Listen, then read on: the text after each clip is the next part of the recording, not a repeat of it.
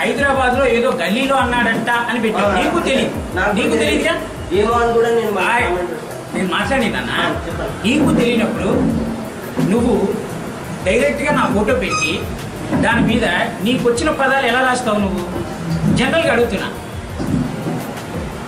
నీకు నాకు ఏ గొడవ లేదు. నువ్వు నన్ను లంచా కొడక అనడానికి నీకేం అధికారం వచ్చింది? అసలు ఆ పదం అర్థం తెలుసా? నన్ను నీకు తెలుసా? నీ ఫ్రెండ్నే నువ్వు తిట్టవరాలా? నువ్వు చేసిన ఒకసారి గుర్తు తెచ్చుకో. నువ్వు టైప్ చేసి నీ చేత టైప్ చేసిన నేను చదువుతా.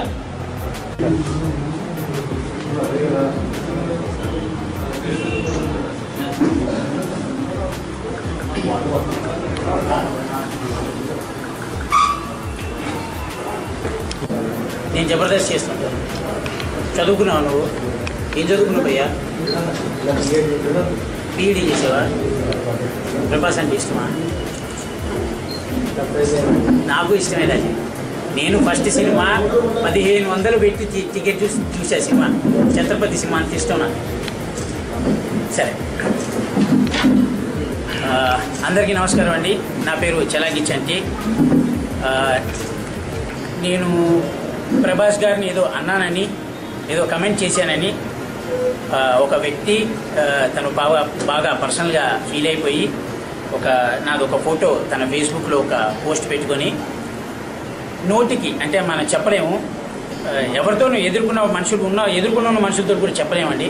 అంత దారుణంగా, అంత దరిద్రంగా, అంత నీచంగా.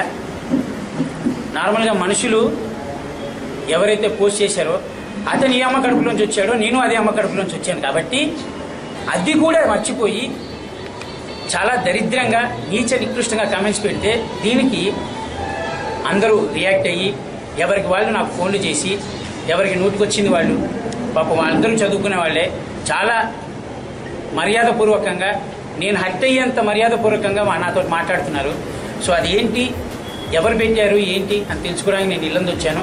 మరి డిఎస్పీ గారి సమక్షంలో నేను ఈ కేసు పుటప్ చేస్తున్నాను, ఫైల్ చేస్తున్నాను. నేను దీని తర్వాత ఏం జరిగిందనేది చెప్తాను sir. Thank you so much.